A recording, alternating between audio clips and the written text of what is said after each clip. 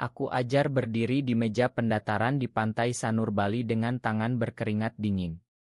Aku berbohong pada panitia bahwa aku adalah pria gay hanya demi bisa diterima di kamp pemimpin muda toleransi ini yang katanya membuka pintu karir besar di Jakarta.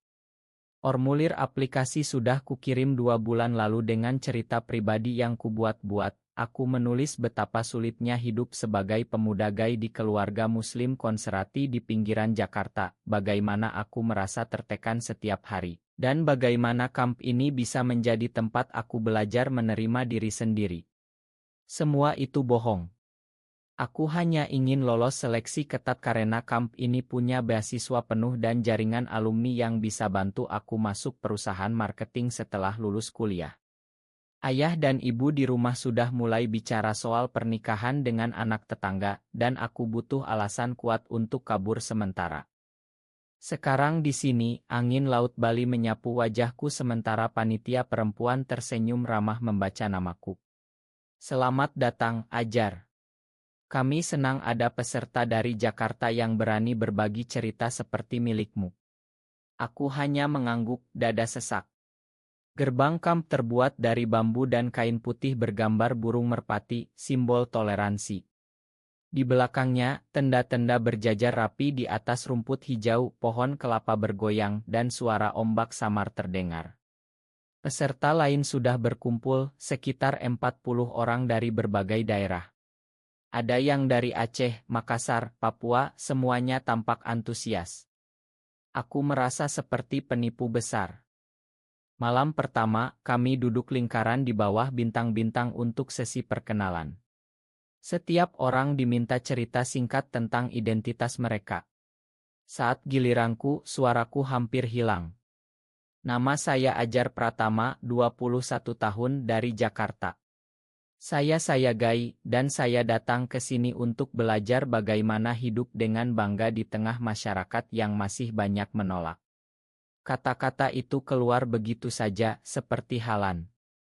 Beberapa orang mengangguk empati, ada yang bertepuk tangan pelan. Di seberang lingkaran, seorang pemuda tinggi dengan kulit sawo matang dan senyum lebar menatapku lama. Namanya Rama, dari Surabaya, 23 tahun.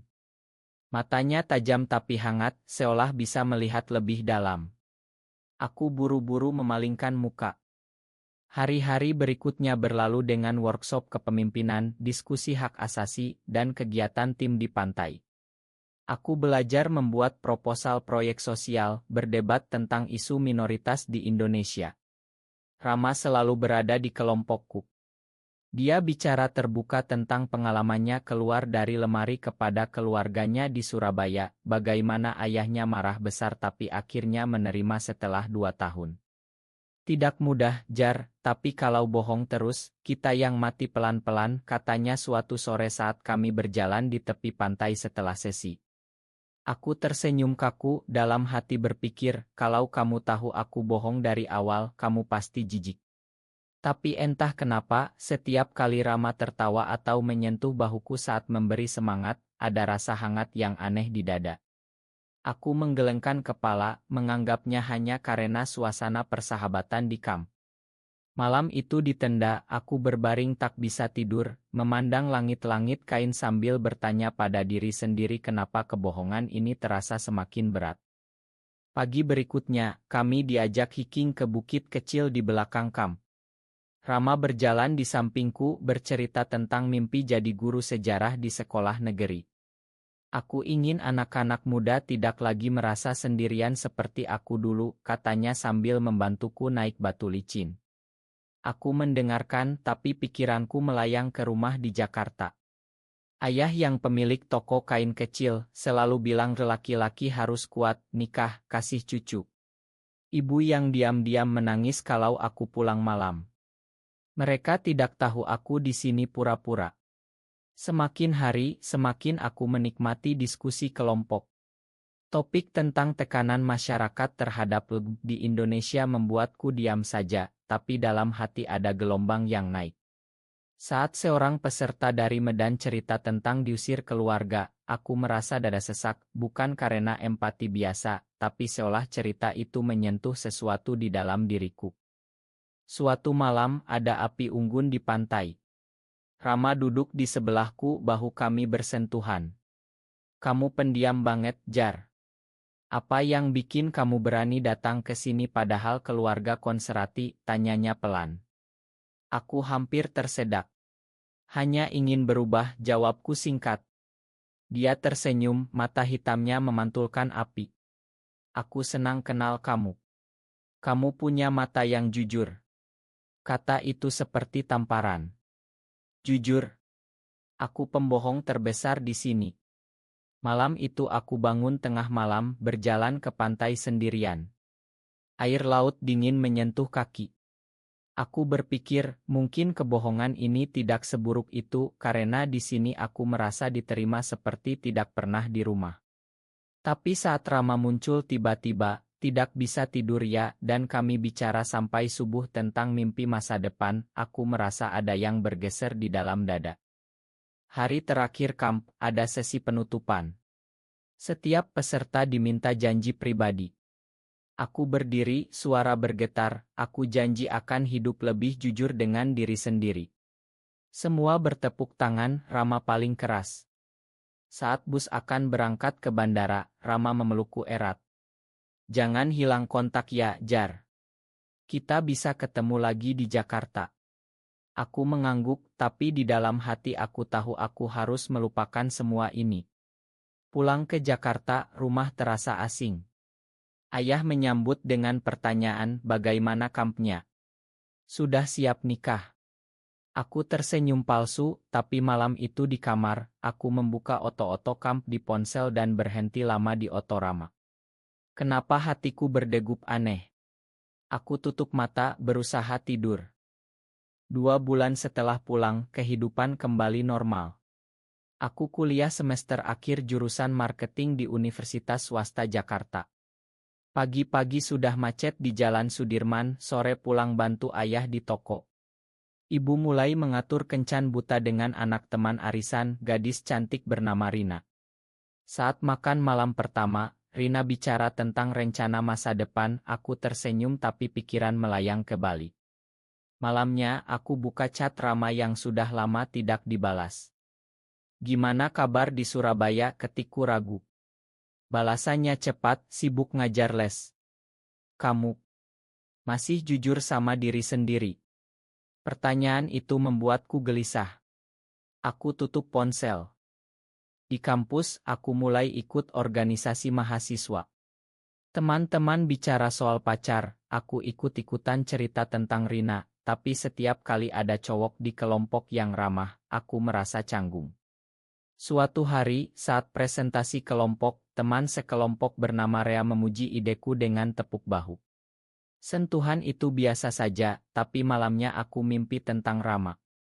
Bangun keringat dingin. Ini hanya karena terlalu lama sendiri, kataku pada cermin. Keluarga makin mendesak. Ayah bilang umurmu sudah 22, Jar. Jangan seperti anak tetangga yang masih sendiri, orang bilang aneh. Aku diam, tapi dalam hati bertanya, apa yang mereka maksud dengan aneh. Tahun berikutnya, aku lulus dan masuk magang di agen iklan kecil di Kemang. Kerja keras dari pagi sampai malam, tapi setiap akhir pekan, aku mulai mencari acara komunitas online tentang kepemimpinan. Diam-diam, aku ikut webinar tentang kesehatan mental pemuda. Rama kadang kirim pesan, kapan ke Surabaya? Aku jawab singkat. Suatu malam Ramadan saat tarawih, ayah bisik, kamu berubah, Jar. Lebih pendiam. Ada yang disembunyikan. Aku geleng, tapi setelah salat, aku duduk di masjid sendirian, air mata jatuh tanpa sebab. Kebohongan lama itu seperti bayangan yang mengikuti. 3 tahun berlalu.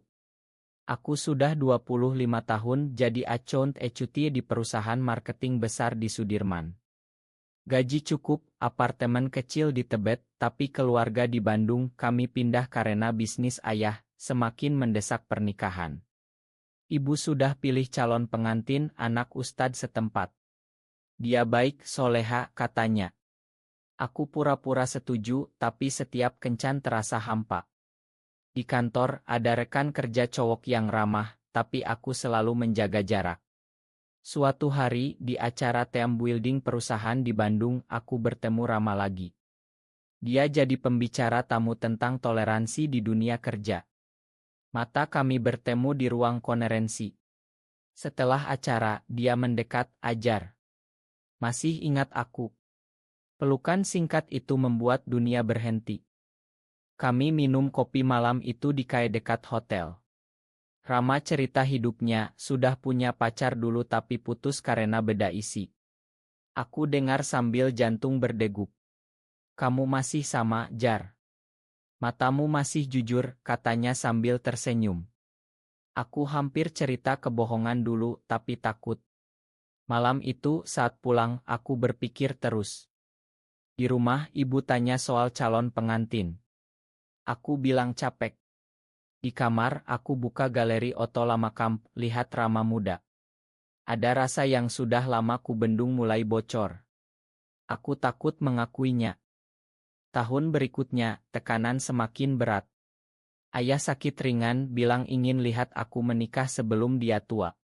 Aku coba pacaran serius dengan gadis kantor, tapi setelah 3 bulan aku putus karena tak bisa. Teman kantor mulai gosip, "Ajar kok aneh ya, tidak pernah bawa cewek." Aku semakin diam. Rama kirim pesan rutin, "Kita ketemu lagi yuk di Bali." Aku tolak 2 kali, tapi hati bilang lain.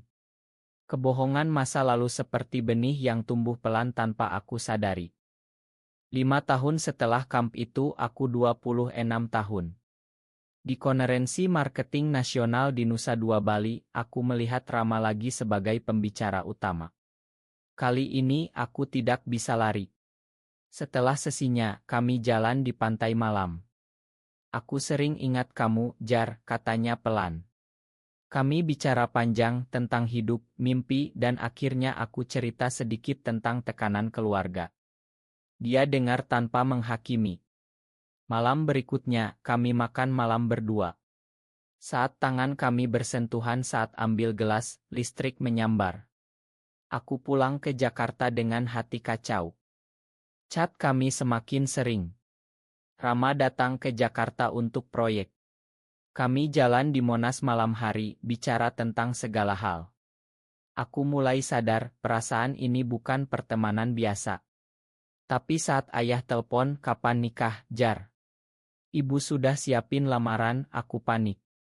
Suatu hari, rekan kerja lama yang tahu aku ikut kamp dulu, dia peserta juga, bertemu di kantor dan bilang santai di depan bos, "Ajar dulu bohong loh waktu ikut kamp, dia pura-pura gay biar lolos." Bos tertawa, tapi gosip menyebar cepat. Keluarga tahu dari tetangga yang kerja di perusahaan sama. Ayah marah besar, "Kamu bohongi kami semua ini waktu. Kamu gay beneran." Aku tak bisa jawab. Rumah menjadi neraka, ibu menangis, ayah diam berhari-hari. Aku kehilangan proyek besar karena gosip, atasan bilang kami butuh orang yang jujur. Aku pindah ke apartemen sementara, sendirian. Rama datang memelukku saat aku menangis. "Kamu tidak sendiri lagi," katanya. Tapi aku masih berjuang, masih takut. Aku duduk di balkon apartemen kecil, memandang lampu Jakarta yang berkelap-kelip. Rama di samping, tangannya memegang tanganku erat. "Sudah waktunya, Jar. Terima siapa kamu sebenarnya."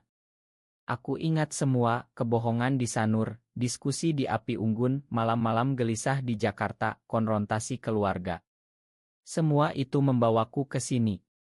Aku hubungi ayah melalui video call. Suaraku bergetar, "Pak, Ma, aku minta maaf atas kebohongan dulu. Tapi sekarang aku sudah menemukan kebenaran itu. Aku mencintai Rama. Aku gay." Ayah diam lama, ibu menangis lagi, tapi kali ini ada kata, "Kami butuh waktu, Nak." Bukan penerimaan penuh, tapi bukan penolakan total. Beberapa bulan kemudian, aku dan Rama jalan di pantai Sanur lagi, tempat kamp dulu. Kami pegangan tangan, angin laut sama seperti 5 tahun lalu. Aku tersenyum lebar, merasa ringan untuk pertama kali. Kerja baru di perusahaan yang lebih inklusi, Hubungan dengan keluarga perlahan membaik lewat kunjungan kecil. Rama bisik, kamu sudah jadi dirimu yang sebenarnya. Aku peluk dia erat di bawah senja Bali yang sama. Kebohongan kecil itu ternyata pintu menuju kebebasan. Apakah kebohongan kecil tentang orientasi seksual bisa mengubah seseorang menjadi versi sejatinya? Benar atau salah?